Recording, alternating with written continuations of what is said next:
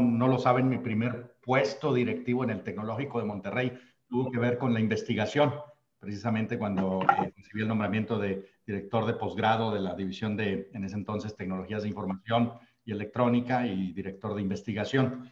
Y algo que les quisiera compartir el día de hoy en este primer seminario, primero que nada, pues de felicitar a los organizadores, me hace una muy buena idea el que se esté teniendo este espacio, seminarios de este tipo. Ahorita me referiré un poco más, incluso también a mi experiencia personal con seminarios de este tipo.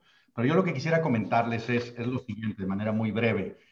A ver, de alguna manera, pues algo que yo veo en nosotros como institución, como Tecnológico de Monterrey, a veces cuando he platicado con algunas personas y que me han preguntado, decir, bueno, ¿cuál va a ser la evolución o los cambios importantes en el Tecnológico de Monterrey? Mis respuestas tienden a ser siempre hacia lo siguiente, es decir, yo hoy el Tecnológico de Monterrey lo veo como un adolescente y yo lo que creo que tenemos que hacer es que transite a esa edad adulta en términos de lo que es una universidad, pues que aspire cada vez más y más a ser de clase mundial. Y aquí lo que me refiero como un aspecto importante, pues tiene que ver con elementos como la investigación y el outreach. Y parte de lo que he estado comentando insistentemente es, las universidades sí nos dedicamos a la formación y hay universidades que pueden tomar la decisión de quedarse ahí, únicamente dedicarse a la formación. Nosotros como institución, por el momento donde estamos, por las oportunidades que vemos hacia adelante, creemos que no es ahí donde nos debemos de quedar únicamente, seguirlo haciendo y con excelencia como lo hemos estado haciendo, pero sobre todo el tema del research y el outreach, cómo podemos incrementarlo. Parte de lo que he estado compartiendo y también los que me han escuchado, ¿verdad? Desde mi primer mensaje, ha sido el enfoque en las tres I's, la I de investigación, la I de innovación y la I de internacionalización. Y nuestro plan 2025 que liberamos hace poco, como podrán ver, pues tiene también aspiraciones muy concretas, muy específicas, orientadas hacia el talento y orientadas hacia la investigación. Entonces, definitivamente en el equipo directivo, el consejo, ayer tuvimos reunión de consejo y se les presentó y se les plantearon algunas ideas respecto a cómo queremos movernos en la investigación, fueron planteadas por el mismo Memo y fueron muy, muy bien recibidas. Yo diría hay un entorno muy propicio para seguir impulsando la investigación en nuestra institución. No son tiempos fáciles, no es un entorno fácil en el entorno país, el contexto con ACID, se viene la Ley General de Humanidades, Ciencia, Tecnología e Innovación, pero de nueva cuenta, o sea, nosotros aún con esos retos, pues tenemos que seguir viendo cómo impulsamos aún más la investigación. Y yo creo que, pues, de alguna manera, pues el nombramiento de Memo para ser responsable de una vicepresidencia, el elevar el tema de investigación a que esté en la mesa del equipo directivo como parte de nuestra agenda prioritaria y las decisiones y las definiciones que estaremos haciendo, pues debe ser algo que nos debe de ayudar mucho. Y clave va a ser, obviamente, la participación, el compromiso de cada uno de ustedes. Sin duda hemos avanzado y estamos muy orgullosos de todo lo que hemos avanzado a lo largo de estos años. Fue parte de lo que mostró Memo el día de ayer al Consejo y pues sí es algo digno de orgullo, pero de nuevo, pues lo que queremos es no ver únicamente hacia atrás y aplaudirnos, sino ver hacia adelante y decir, ah, caray, pero cuando volteamos hacia adelante, pues hoy en México todavía no se nos asocia cada vez más como una universidad que realiza y tiene impacto en investigación, pero todavía en términos de intensidad de la investigación que tenemos, pues todavía tenemos gaps ahí importantes, que es lo que queremos ir viendo cómo podemos ir cerrando esos gaps. Y de nuevo con un para qué, y ese para qué que tenga que ver con cómo podemos impactar más en la sociedad y con una visión más global, no solo en el contexto de México. Y finalizo comentándoles y compartiéndoles de nuevo, regresándome al tema de la reunión que tienen el día de hoy. Me lleva también a mis tiempos de estudiante de doctorado, cuando recuerdo que en las primeras semanas de haber iniciado mis estudios, me invitaron precisamente a una reunión de un seminario de investigación. Y yo diría que en esa reunión para mí fue una experiencia de inspiración y también de networking muy importante. El poder ver distintas pláticas, eran temáticas de distinto tipo en las que se presentaban, pero el poder ver efectivamente los retos, cómo se están abordando algunos problemas de investigación, los debates que surgen, porque obviamente también algo interesante es esos cuestionamientos. Y sí me di cuenta que es algo que contribuye a formar una cultura alrededor del tema de la investigación, y yo creo que es algo también y uno de los retos que tenemos, como esa cultura de investigación es algo que no se queda solo con los SNIs, no se queda solo con los que están en los GIES, sino es algo que se permea cada vez más y más en toda nuestra institución. Entonces, bueno, pues los dejo aquí para que puedan tener ahora pues esta conversación y pues el inicio de estos seminarios. Muchas gracias, Memo, por el espacio y pues adelante aquí con el resto de la agenda. Y un saludo a todas y todos. Gracias, David.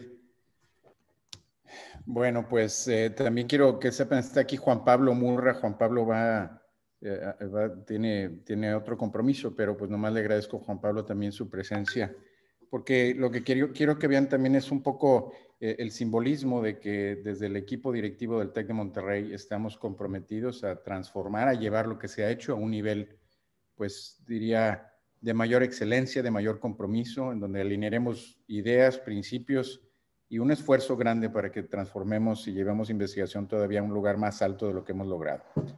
Bueno, sin más preámbulo, yo le dije a Neil que pues no, creo que no necesito presentación, así es que voy a entrar directamente en la plática, que es el motivo de la conversación hoy.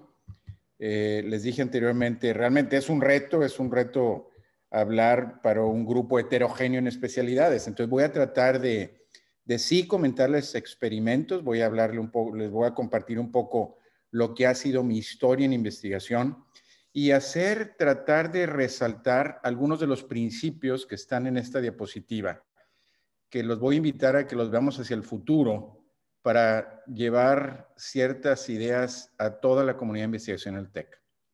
Y parte de lo que quiero que vean en el transcurso de mi presentación es la importancia de combinar disciplinas. Yo estoy convencido que la interdisciplinaridad te lleva a encontrar respuestas de una naturaleza diferente, a concentrarte solamente en tu disciplina. También estoy convencido, y mucho más importante ahora, que necesitamos generar un valor, no solamente conocimiento. El conocimiento es importante, pero desafortunadamente hoy, el momento que vivimos en México y en Estados Unidos también, es importante tratar de ligar o estar más cerca del valor que genera el conocimiento. En medicina hablamos de temas que son translacionales, que pueden directamente tocar el paciente, en innovación, de diagnósticos, de tratamientos y pruebas, y en cada una de sus áreas será diferente. Y yo les diría el otro gran tema, y les voy a mostrar aquí cerca de 20 años de investigación que yo he hecho, pues el perseverar con el objetivo que tienes y el perseverar definitivamente que abre nuevas oportunidades. Y les voy a enseñar como ejemplo pues las oportunidades que hemos tenido nosotros hoy en el COVID con lo que hemos hecho, pero es el resultado de 20 años de investigación, no es el resultado de que empezó COVID y nos volvimos sabios en COVID, sino venir con una inercia importante y la importancia de generar realmente una masa crítica de productos de investigación. Yo creo que es muy difícil hacer investigación cuando hay uno, dos o grupos muy pequeños. Eso no genera un valor importante. Entonces vamos a hablar un poquito. Miren, para los que no me conocen bien, pues obviamente mi carrera en la primera mitad de mi vida, si quisieran verlo así, fue una carrera tradicional académica americana, en donde ejercía mi práctica de cardiología, al mismo tiempo ejercía una labor importante de investigación, buscando temas translacionales. ¿Qué significa? Tratar de buscar respuestas a algo concreto que impacte la salud del paciente. Mi área en particular de cardiología fue el estudio de la falla cardíaca. ¿Qué significa eso? Falla cardíaca es el daño que ocurre en el corazón, a consecuencia ya sea de un infarto, de hipertensión, de una falla genética, de una infección viral. COVID ha creado un resurgimiento del entendimiento de estos fenómenos. Pero interesantemente en esta diapositiva que quiero que vean es que cuando el corazón falla o es herido, cuando tiene la primera lesión, Existen mecanismos neurohormonales compensatorios que hacen que progrese en el tiempo. Eso es lo que esta diapositiva indica.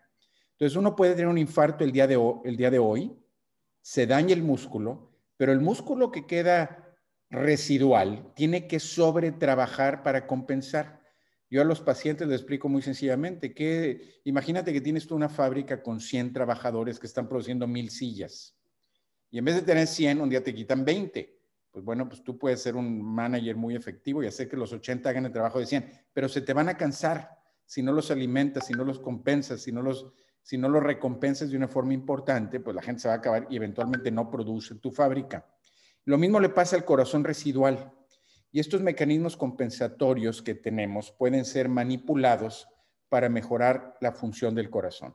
De hecho, las medicinas que utilizamos hoy en pacientes que han tenido daño del corazón, que aumentan la sobrevida, todas modifican estas respuestas neurohormonales, así les llamamos. Bueno, yo me he dedicado a entender los procesos inflamatorios. Hoy todos hablamos de inflamación como un tema importante en cáncer, en cardiología, en enfermedad aterosclerótica, en Alzheimer's, en fenómenos autoinmunes, obviamente, en enfermedades degenerativas. O sea, la inflamación es una respuesta básica del organismo en contra de cualquier daño. Y la manipulación de ese fenómeno inflamatorio puede o mejorar la condición o empeorarla. Y inflamación no es un concepto hoy que sea complejo o difícil de entender. Pero ¿por qué empezamos a ver inflamación? Déjenme comentarles, si nos remontamos, fíjense, en 1990. Yo hice el doctorado de inmunología en la Universidad de Chicago al terminar la Escuela de Medicina del TEC en el 85, de 85 a 89. Entonces hace pues el número de años que eso sea. No existía en cardiología el entendimiento de que inflamación podía contribuir al daño del corazón. Hoy lo tenemos claro. Pero hubo un grupo de investigadores que estaban estudiando una proteína que se llama Tumor Necrosis Factor o factor de necrosis tumoral, porque en pacientes que tenían cáncer, que desarrollan este fenómeno que ven aquí, que le llamamos caquexia, que es la disminución de la masa corporal progresiva, esta proteína circulaba. Entonces, fíjense la serendipia de esta observación que les voy a comentar. Esta doctora Levine, que publicó este paper en el New England Journal of Medicine, que es para los médicos la revista más prestigiada que tiene mayor impacto. Pero resulta que ella es un inmunólogo que estaba casada con un doctor que hacía falla cardíaca, esa era su práctica clínica. Entonces la doctora le dijo, oye, pues vamos a ver esta proteína porque resulta que hay pacientes que tienen enfermedades cardiológicas que también desarrollan este síndrome este wasting syndrome que le decimos, que también se llama caquexia. Entonces ella estudió en pacientes el factor de necrosis tumoral en la sangre y encontró que en este grupo de pacientes que tenían falla cardíaca, aquí descrito como CHF, por inglés, congestive heart failure, tenía niveles elevados de factor de necrosis tumoral en la periferia, o sea, en la sangre. Y grupos controles que no tenían enfermedad, no tenían nada, y aquellos que tenían falla renal, pues también había muy poquito. Entonces ellos dijeron, oye, el factor de necrosis tumoral circula en pacientes enfermos del corazón, y como en ratones la sobreexpresión de ese factor causaba cauquexia, dijeron ellos, oye, pues esto explica esta disfunción. Falla cardíaca resulta porque se empuja poca sangre del corazón. Entonces, efectivamente, tu cuerpo está malnutrido. Esa sería una explicación sencilla. Pero en ese momento yo había terminado mi experiencia de inmunología en Chicago y me tocó trabajar con un grupo de inmunólogos muy prominentes, uno de los cuales había prácticamente codescubierto el factor de necrosis tumoral. Y lo estudiábamos en células, veíamos que tenía una gran capacidad de modificar la estructura celular, de matar células. Entonces yo me di a la tarea de preguntarme, oye, si este factor de necrosis tumoral de verdad está en la periferia de los pacientes, seguramente causa daño en el corazón. Entonces hicimos algo muy sencillo. Primero tomamos un estudio clínico grande que existía, en donde pacientes con diferentes grados de enfermedad del corazón, esto es lo que ven en el en el grado de la X vemos, estos son diferentes grados de enfermedad. Vimos que en pacientes que progresaban en falla cardíaca, tenían niveles progresivamente más elevados de tumoral. Y entonces eso abrió un nuevo concepto. Y el nuevo concepto era decir, el factor de necrosis tumoral no solamente explicaba la caquexia, sino también podía establecer una relación entre más enfermedad hay, más daño miocárdico y no solamente caquexia.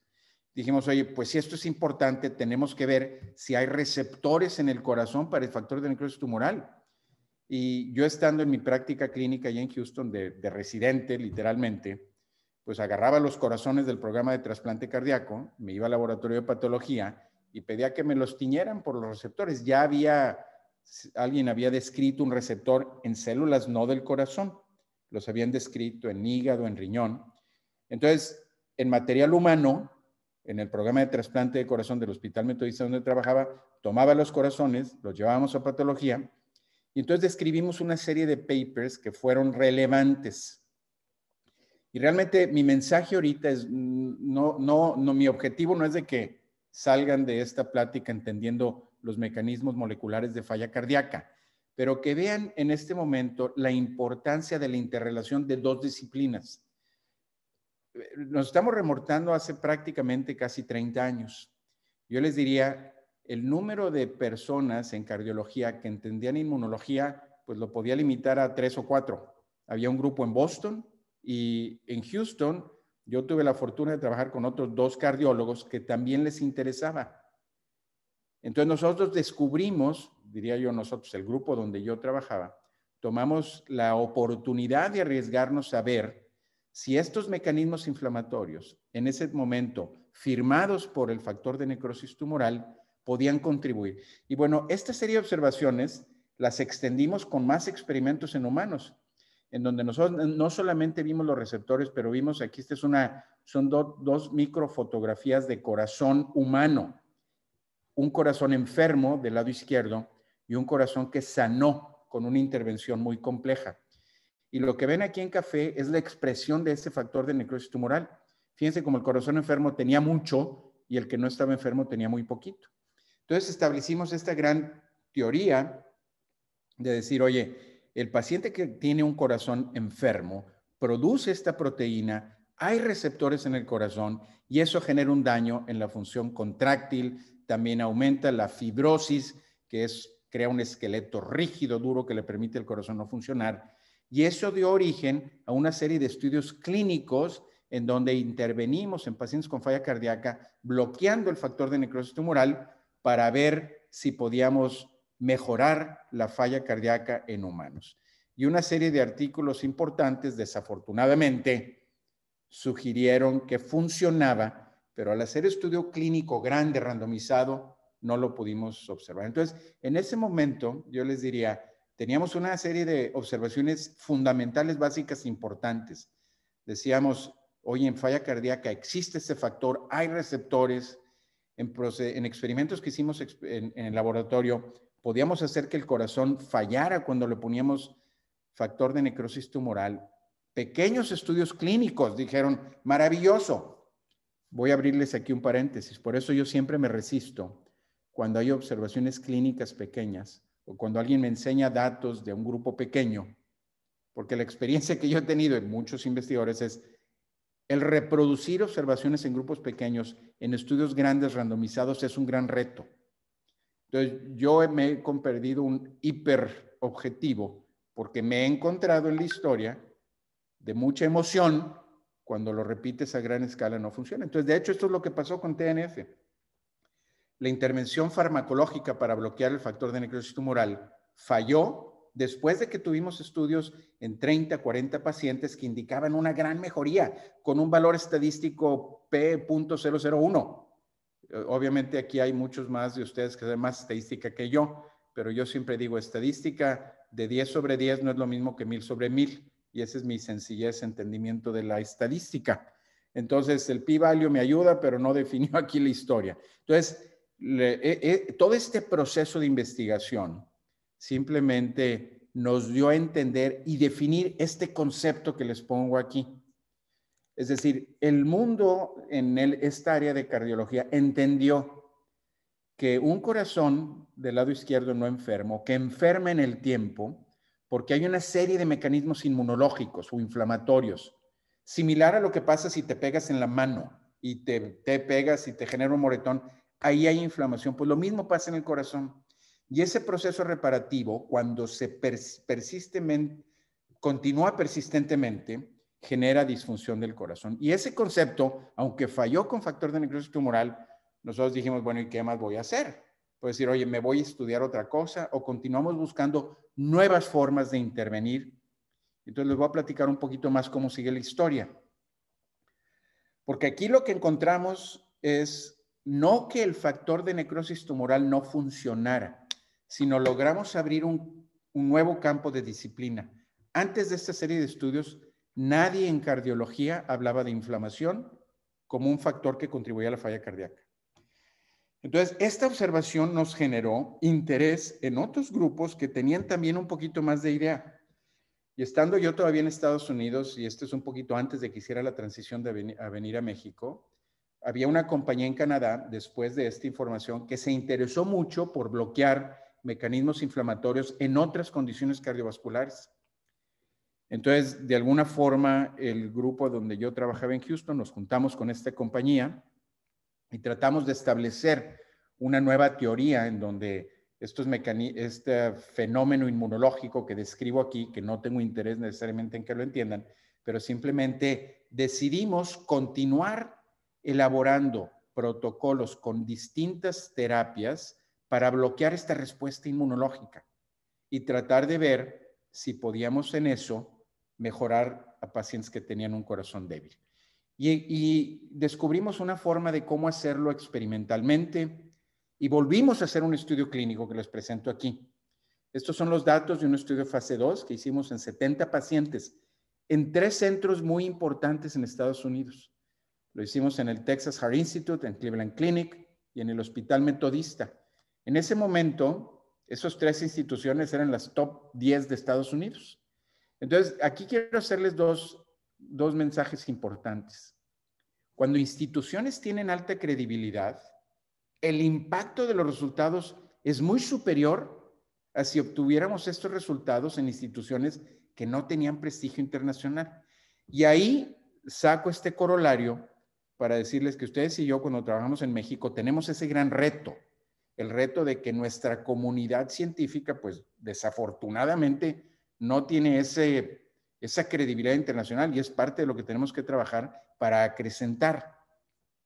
Pero estos estudios, como ven aquí, en estas curvas de sobrevida de Kaplan-Meier, mostraron que en los pacientes que le dimos terapia activa solamente murió uno y en los que tomaron placebo murieron unos 9 o 10. Y el p-value aquí está, y si vemos si le combinamos más, y bueno, pues fíjense, les voy a platicar una historia que es realmente frustrante. Porque este resultado clínico en pacientes con un valor significativo estadísticamente bueno generó que la compañía pudiera hacerse pública, que pudiera obtener dinero en los Estados Unidos en cerca de $80 millones.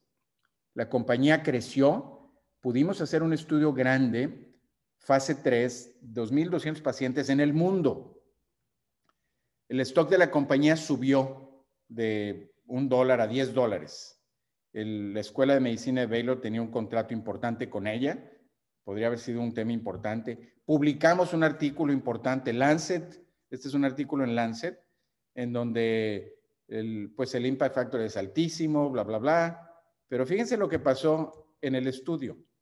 Esa información que les enseñé, que tenía un p-value muy bueno, las curvas del programa activo, que aquí se denomina IMT versus placebo, fueron idénticas.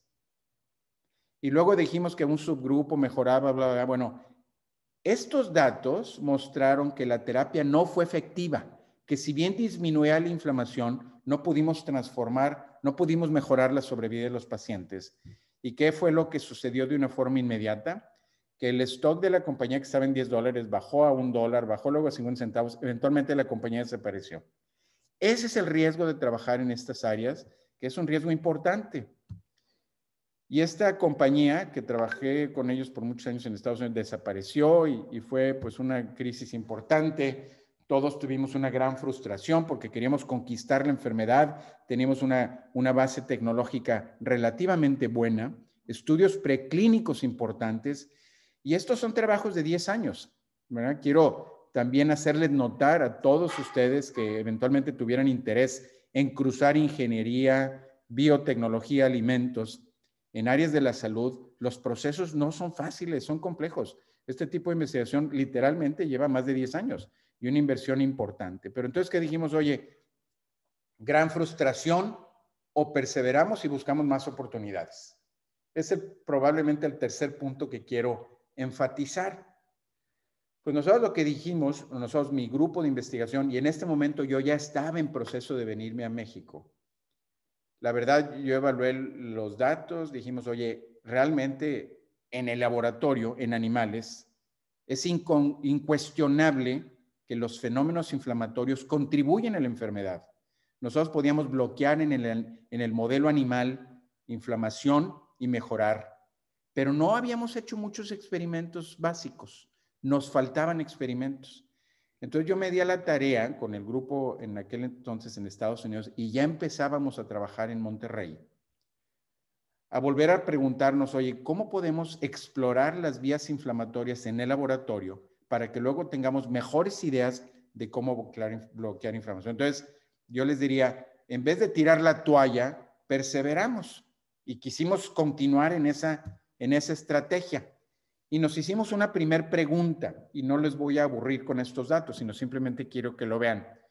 Y la pregunta es, oye, ¿existen otros mecanismos de inflamación en el paciente que está enfermo del corazón que no hayamos visto anteriormente? Y la respuesta es sí.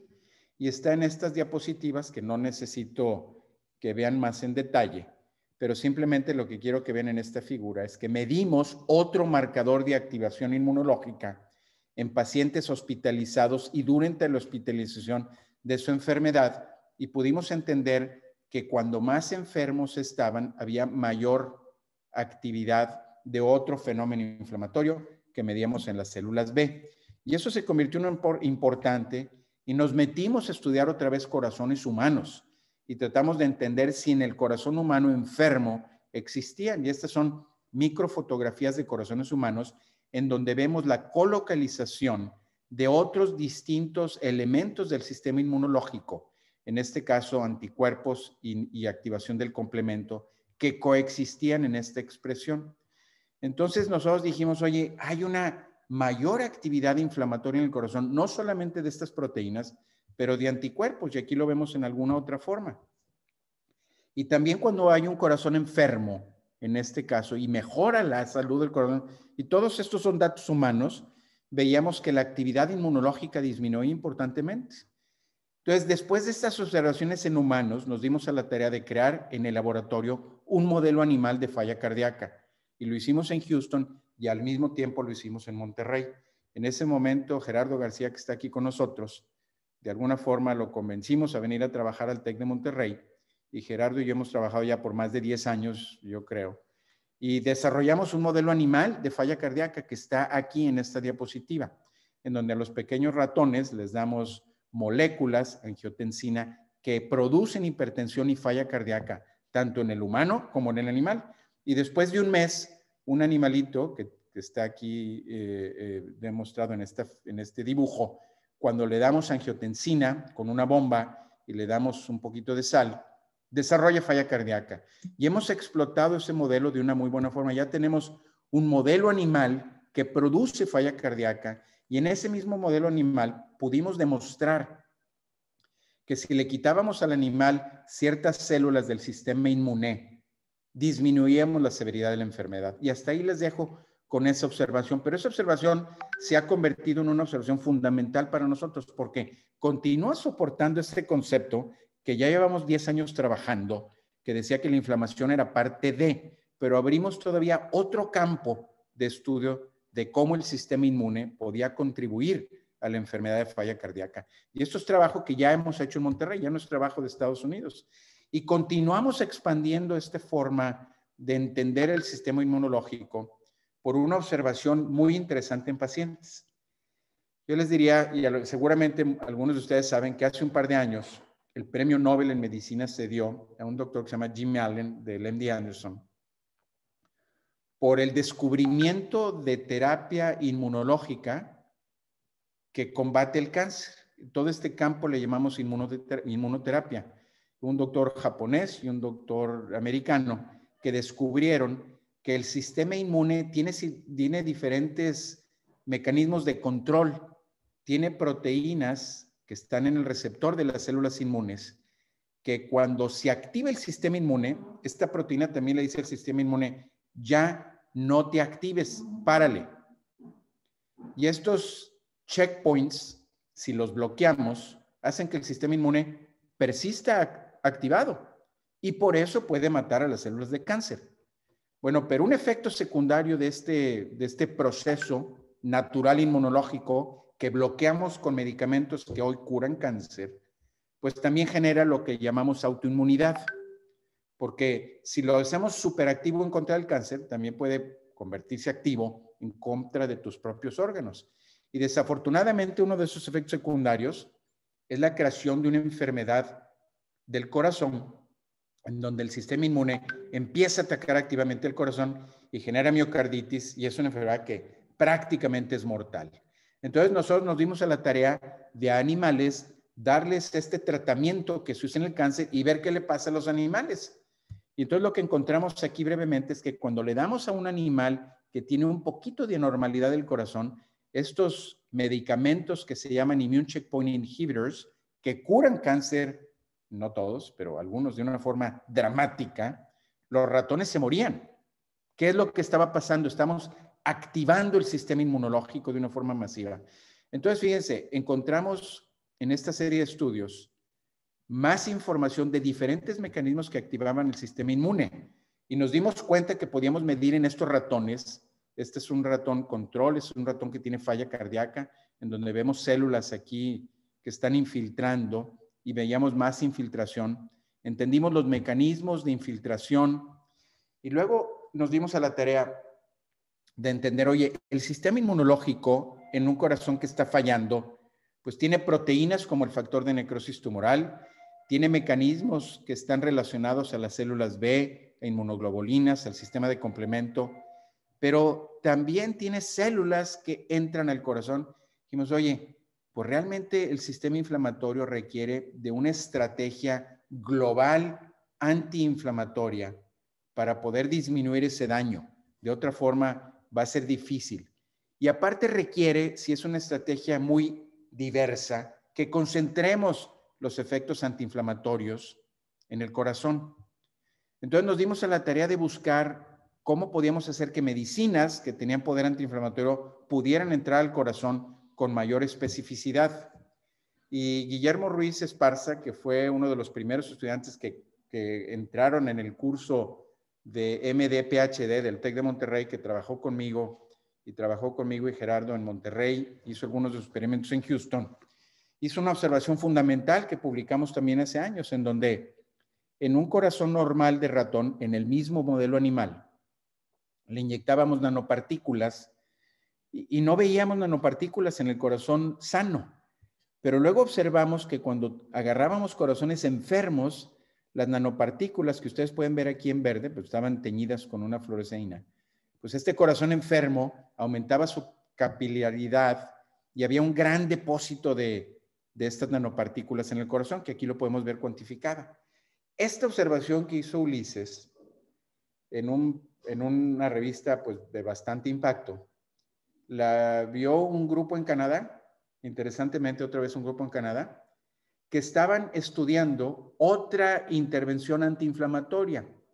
Entonces este grupo de Canadá conocía nuestro interés porque ya teníamos publicaciones tanto en Estados Unidos como en México y vieron esta publicación de las nanopartículas, se acercaron con nosotros para establecer conversaciones de cómo utilizar estas nanopartículas para utilizar moléculas que no eran necesariamente muy solubles, que no llegaban bien al corazón, con el objetivo de disminuir la inflamación en el corazón.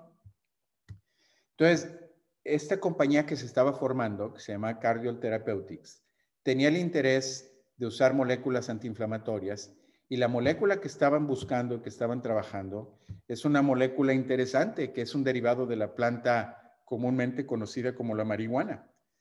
Pero es un factor único, es el cannabinodiol, que no tiene nada del producto psicotrópico, que es THC. Resulta que esta molécula, el CBD, si le introduces, pues no llega tan rápido al corazón y no se sabía exactamente todas las moléculas o toda la estrategia antiinflamatoria.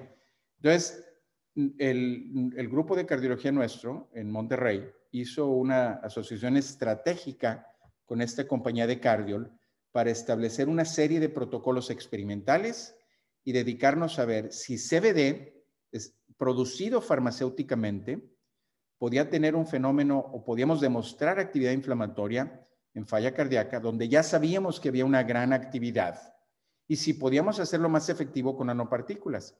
Pero lo que quiero que vean aquí en este momento es otra vez la interacción de una disciplina en la que nadie éramos expertos, el tomar ventaja de las nanopartículas, pero con la historia que ya teníamos, esa perseverancia de seguir buscando el tema inflamatorio, nos puso en contacto otra vez con esa compañía y hemos hecho pues realmente una colaboración extraordinaria, y ahorita les voy a enseñar un poquito los hallazgos. Les voy a enseñar algo de los hallazgos básicos fundamentales, pero realmente lo que quiero que vean es cómo esta interacción nos ha generado valor científico, nos ha traído pues una fuente de fondeo para lo que a nosotros nos interesa, también lo que les interesa a ellos, y potencialmente un valor importante al TEC que permita hacer más investigación. Entonces, en la relación que hemos tenido con esta compañía, con Cardiol, hemos definido que este producto CBD puro farmacéutico, que no tiene el poder psicotrópico, tiene un efecto antiinflamatorio importante en las células linfocitos de humanos. Esto es lo que esta diapositiva muestra.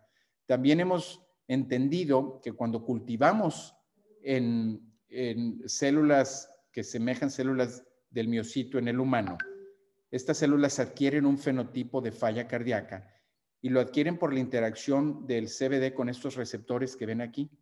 Y este fenotipo nuevo que adquieren estas células, y lo estoy pasando muy rápido porque no quiero que necesariamente veamos en este momento la descripción biológica, pero quiero que acepten el punto que las células experimentales que hemos usado, que semejan a un miocito humano, cuando los cultivamos con un factor trófico que se llama angiotensina, aumentan su tamaño.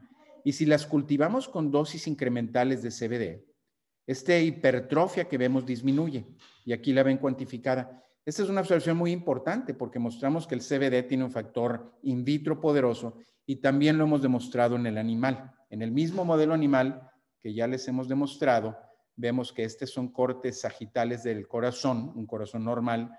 Fíjense cómo crece tan importantemente de tamaño con el mismo factor trófico que usamos in vitro, y cuando los cultivamos con CBD, el mismo CBD, desaparece todo esto azulito. Esto azul que ven es fibrosis y tiene un efecto antifibrótico importante y disminuir el tamaño del corazón. Y también disminuye la actividad inflamatoria. Pues fíjense, todos estos hallazgos llevaron a la compañía, que ya teníamos ahí un partnership con el TEC de Monterrey, en un modelo nuevo que les voy a platicar un poquito adelante. Esta compañía ya está listada en bolsa en Canadá. Y a mí me invitaron a participar en el consejo representando los intereses del TEC de Monterrey. Este modelo de trabajo es lo que yo quisiera que vieran ahora, porque creo que va a ser un elemento fundamental para que la investigación en el TEC de Monterrey se convierta autosustentable. Nosotros teníamos un grupo dedicado a entender inflamación, dedicado a maximizar terapias antiinflamatorias. Este núcleo de información, pues lo ve el mundo. Tuvimos una interacción con gente que tenía un interés similar, que conocen el know-how de hacer empresa. Este grupo tiene el know-how, lo pudo hacer, pero la información fundamental para que esta empresa tuviera un valor en el mercado, que la gente creyera, fueron observaciones que creamos en el TEC de Monterrey. ¿Y qué les diría yo? Hoy eso también ya lo hemos extendido a algo translacional. Tenemos un estudio que nosotros creamos, el primer documento que ya está hoy aprobado por la FDA en Estados Unidos. No ha reclutado pacientes, pero ya tiene aprobación regulatoria para iniciar un estudio de CBD en la disfunción del corazón en pacientes con COVID-19 en los Estados Unidos. Ese estudio hoy, esta semana, se está sometiendo a COFEPRIS para ampliar como sitios en México que participan en este estudio internacional.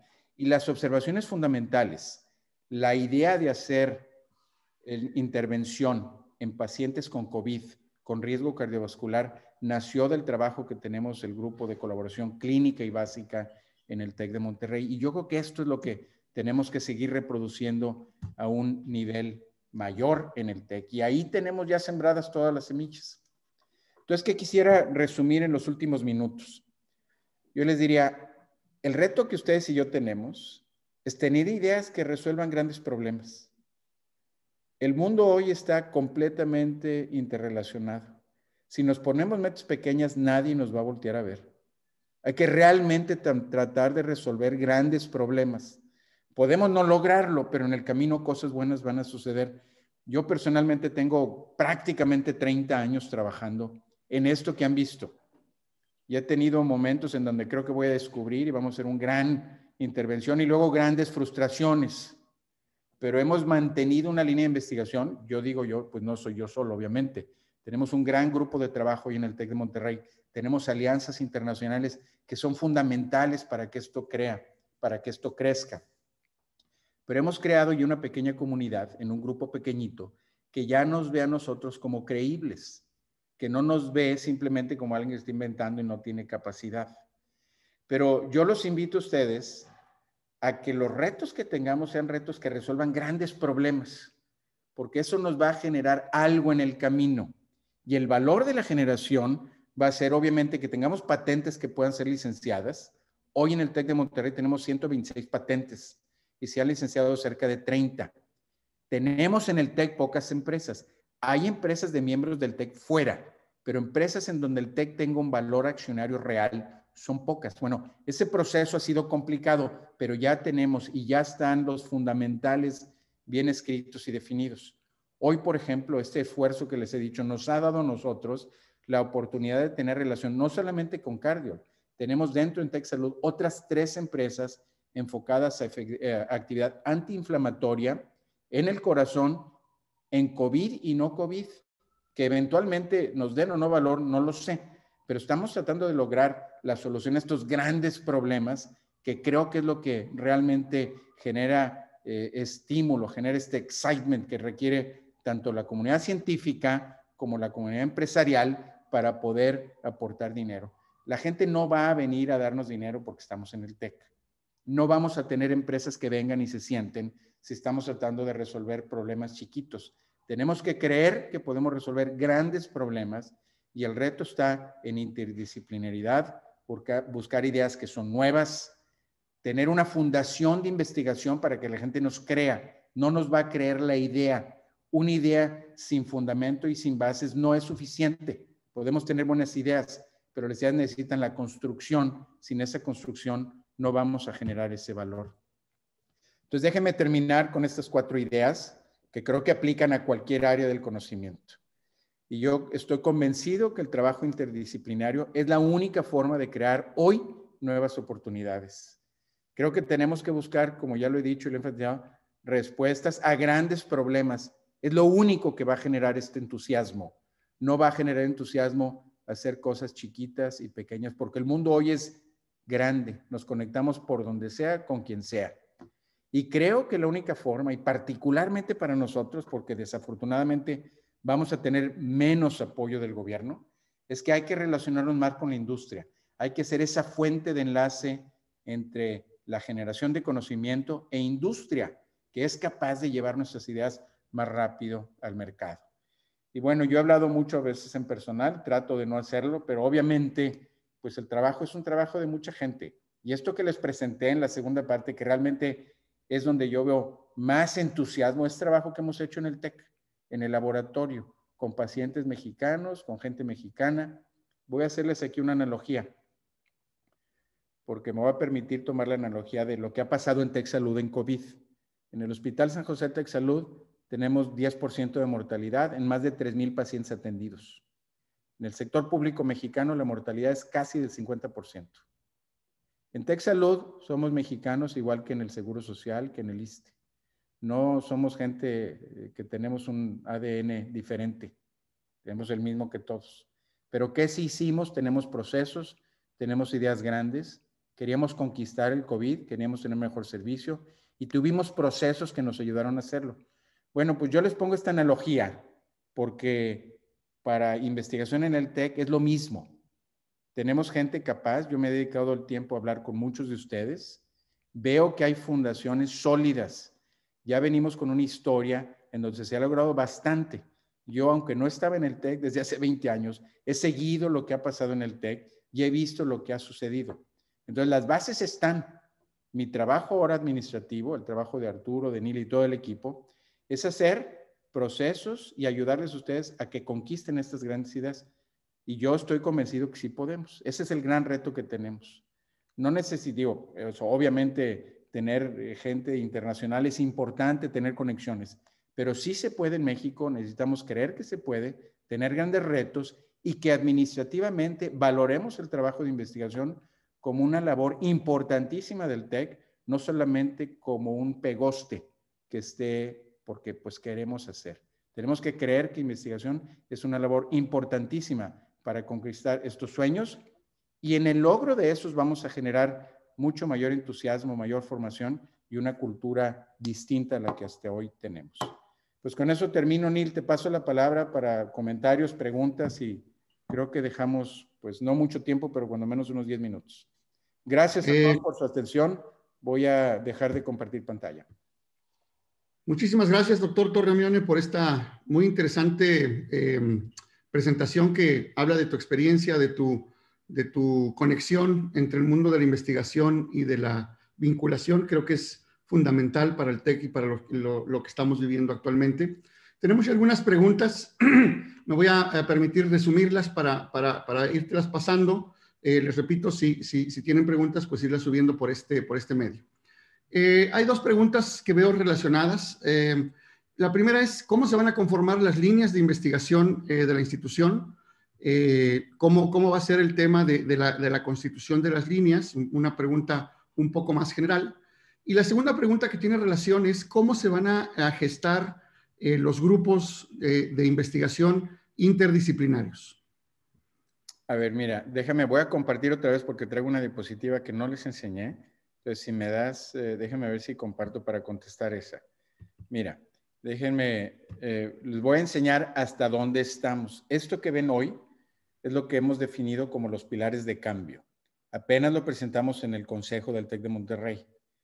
Todas las respuestas que ustedes me van a preguntar hoy para ese tema no las tenemos. Pero ¿qué sí va a suceder?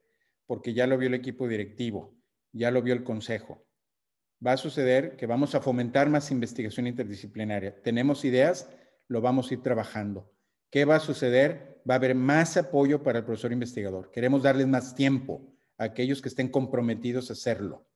Todos tenemos que participar en educación, pero educación y la definición puede ser distinto a lo que hoy tenemos y va a ser responsabilidad del decano definir qué y qué tanto. Educación va a poder ser dar una clase o participar en eventos grandes como este que estamos haciendo ahora.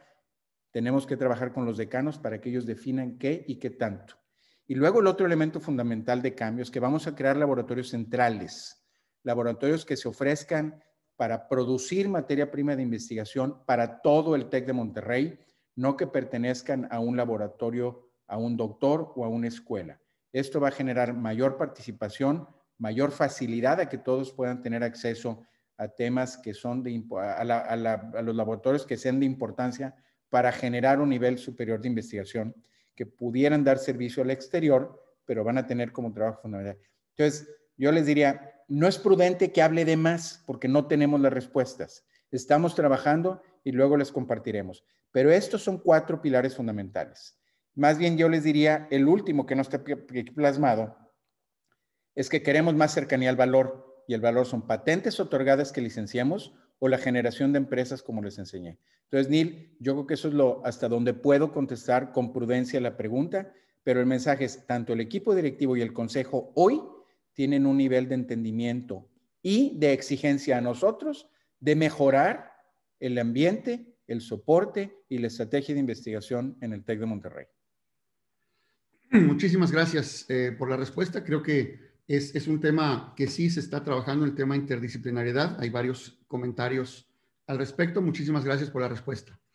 Hay una pregunta acá sobre la perspectiva para los investigadores del TEC ante la nueva ley de Humanidades, Ciencia y Tecnología. Me imagino que es la emitida por el CONACYT recientemente. ¿Qué podrías comentar, Memo? A ver, si se refieren específicamente al apoyo a los miembros del SNI, yo creo que ese es un tema que vamos a resolver, es lo que yo les diría. David fue muy importante en poner un poco de presión, muchos de ustedes, para que este año instituciones como la nuestra se haya mantenido a quienes ya tenían contrato los apoyos del SNI. El año que entra seguramente no los vamos a tener en la misma forma, pero vamos a buscar en más de una opción alternativas para continuar en el TEC siendo una institución competitiva que estimule que los investigadores estén aquí. Si me piden que les diga hoy, vamos a mantener el suplemento económico de la misma forma, no lo sé, pero yo lo que les digo es que vamos a lograr de alguna forma que no haya una merma importante en el paquete completo de compensación de más de una forma, en los incentivos. Hoy no tengo la respuesta, pero el Consejo lo sabe. El Consejo nos ha dicho que trabajemos para lograrlo y están comprometidos para mantenerlo. Hoy no hay una respuesta perfecta, pero denos un poquito de tiempo y estas conversaciones tendremos una solución para ustedes. Espero que sea satisfactoria para todos, ciertamente antes de que termine este año. Gracias, doctor Torre. Hay otra pregunta de Rebeca García Varela. Dice que ellos, me imagino que en su grupo están trabajando con cannabis y están tratando de solicitar un protocolo. ¿Con quién deben conectarse? ¿Con quién deben platicar para poder seguir adelante con esta investigación? Bueno, a ver, abro un paréntesis y luego podemos hablar en forma particular. Puedes referirte directamente con Gerardo, pero los protocolos de cannabis en México han sido complejos de hacer porque solamente la aprobación regulatoria acaba de terminar, acaba de pasar en el Senado. Entonces, aprobación regulatoria para hacer protocolos de investigación para comercialización y uso acaba de salir. Nosotros hemos hecho trabajo con un producto que no tenía THC, en donde lo discutimos con COFEPRIS en anterioridad, e importamos el producto a través de la solicitud de un paciente que necesitaba cannabis de esta forma, y el excedente de lo que no utilizó lo pudimos utilizar para hacer experimentos con aprobación del delegado de COFEPRIS en ese momento. Entonces, la habilidad de hacer experimentos a gran escala la estamos hoy probando. Esta semana va a entrar a COFEPRIS la aprobación del estudio clínico que nosotros hicimos, que ya está aprobado en los Estados Unidos y no había podido ser sometido dentro de México porque no había regulación. Entonces, yo te diría, pues desafortunadamente hemos batallado mucho, hemos hecho, contáctate con Gerardo o conmigo después y con mucho gusto hablamos más en detalle. Muchas gracias. Existe otra pregunta de Ramón González. La convocatoria del SNI está a punto de ser publicada. ¿Habría que seguir aplicando ante esta situación con el CONACYT? Mira, el SNI es un reconocimiento importante a nivel nacional y tiene muchos componentes a nivel internacional. El ser miembro del SNI te permite acceder a protocolos de investigación, a colaborar con otras empresas, te da un reconocimiento de tu trayectoria. Obviamente yo estimularé a todos a continuar con ese proceso. ¿Qué va a suceder en el TEC de Monterrey para aquellos SNI, específicamente en el suplemento económico, que es solamente uno de los beneficios de ser miembro del SNI? Eso ya lo contesté anteriormente. Permítanme el tiempo para poder resolver esa pregunta porque vamos a tener que trabajar en muchos frentes. Pero yo a todo el mundo lo invitaría en que sigan activamente manteniendo su SNI y aplicándole. Creo que es importante ser de una comunidad nacional que evalúa de esa forma a sus investigadores. Y debemos de mantenerlo en el TEC. Gracias. Hay otra pregunta. La generación de patentes, esta viene de Pilar González. La generación de patentes y la relación con el mercado suelen estar relacionadas con productos de investigación de las ciencias duras. Sin embargo, muchas de las problemáticas que enfrentamos en nuestro país son de índole social. La pregunta, ¿cómo puede la institución interesarse y respaldar investigaciones o cómo puede desde las ciencias sociales conectarse con este impacto económico hacia la sociedad? Bueno, no sé si la pregunta es para mí, pero lo que yo te puedo decir es que yo apoyaría completamente cualquier iniciativa de esa naturaleza que buscara documentar estrategias que puedan lograrlo, y eso es donde generaríamos un valor importante de investigación. Por ejemplo, Alejandro, por ello hemos platicado mucho en temas de política pública en salud. Creo que ya estamos, bueno, pues estamos ambos comprometidos a crear un centro de política pública en salud que tenga como objetivo, obviamente, generar información y presión pública en los temas que creemos que sean importantes, generar líderes de opinión, pero la documentación científica de lo que se cree es tanto o más importante. La documentación científica es diferente nada más ejercer opinión pública, y la documentación requiere el proceso, el método científico de hacer tu hipótesis, probarla, medirla y compartirla con tu comunidad en documentos científicos. Entonces, eso tenemos que generarlo y crearlo. Completamente de acuerdo. A medida que tengamos una investigación más interdisciplinaria, creo que vamos a hacer proyectos mucho más, de mucho más impacto para la sociedad. Finalmente, trabajamos para la sociedad. Y el hecho de contar con tecnologías de diferentes ámbitos, pues nos va a hacer conectar con esto y es lo que podría aportar también ahí. Bueno, son 9:59, creo yo que hay más comentarios, hay algunos otros comentarios, pero yo creo que por respeto al tiempo, siendo las 9:59, aquí las vamos a terminar. Si hay más preguntas, por favor, háganos llegar y las iremos contestando. Y creo que está por ahí Juan Pablo, no sé, me pareció ver que Juan Pablo quería hacer algún comentario final, no sé, nomás para que le demos... A ver, Juan Pablo, si quieres tomar la palabra. Digo, perdón, estoy fuera por la invitación. Aquí he estado escuchando, muy en línea con lo que comentas. Vimos durante la pandemia la importancia de la ciencia y de la investigación, de retos que tenemos como humanidad, y creo que como Tecnológico Monterrey tenemos mucho que aportar, y agradecerle a cada uno de los profesores de aquí por estos espacios. Y bueno, pues como bien dices, la apuesta es por crecer la investigación y el apoyo, y iremos viendo juntos cómo hacerlo de la mejor manera. Gracias. Gracias, Pablo. Neil, perdón, es que vi una notita, entonces por eso, pero adelante, Neil. No, excelente, excelente. Digo, son las 10 de la mañana, ahí hay algunos otros comentarios. Simplemente recordarles que aquí estaremos todos los últimos viernes de cada mes, viernes 9 a 10 de la mañana. Hemos invitado ya el doctor Torre Amione ha invitado a algunos premios Rómulo Garza, estamos invitando a gente que nos pueda compartir su experiencia en investigación, sus logros. En abril, lo que les puedo decir es de que vamos a hablar, el tema va a ser cienciometría, es decir, la ciencia de datos aplicada a tu investigación. Entonces, tenemos bastantes elementos, tanto internos como externos, que ponemos a disposición de los investigadores para que puedan tener mucho mayor impacto para generar la investigación, y una vez generada, pues darle el impacto que ésta requiere. Entonces, no me resta más que agradecerle su presencia el día de hoy, agradecerle al doctor Guillermo Torre por esta valiosísima inicio, y que seguro nos va a ayudar a generar pues una comunidad interdisciplinaria, que es lo que estamos buscando, y generar una cultura de investigación, como lo decía el doctor David en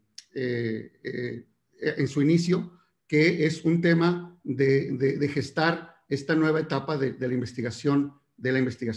Muchas gracias a todos. Les repito, la presentación, la sesión fue grabada, entonces estará disponible para que la puedan ver ustedes, sus alumnos, quien no pudo participar. Muchas gracias otra vez. Gracias, Neil. Gracias, buenos días a todos. Buenos días a todos. Muchas gracias. Hasta luego. Buen día, gracias. Muchas gracias, buen día. Gracias a todos. Hasta luego. Muchas gracias, saludos, bye. Muchas gracias.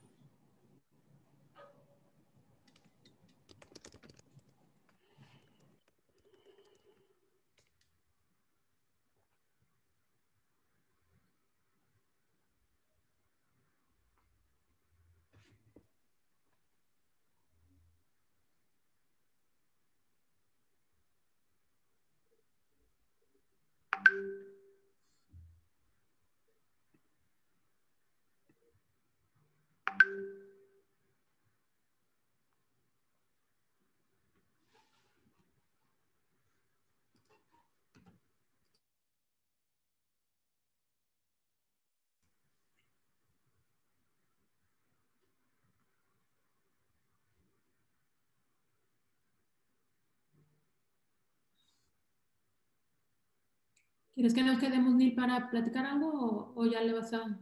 Yo creo que ya ahí termino la grabación. Ya hasta que ya quedaron las preguntas y todo. Sí. Sí, se sigue grabando. Ahorita se sigue grabando.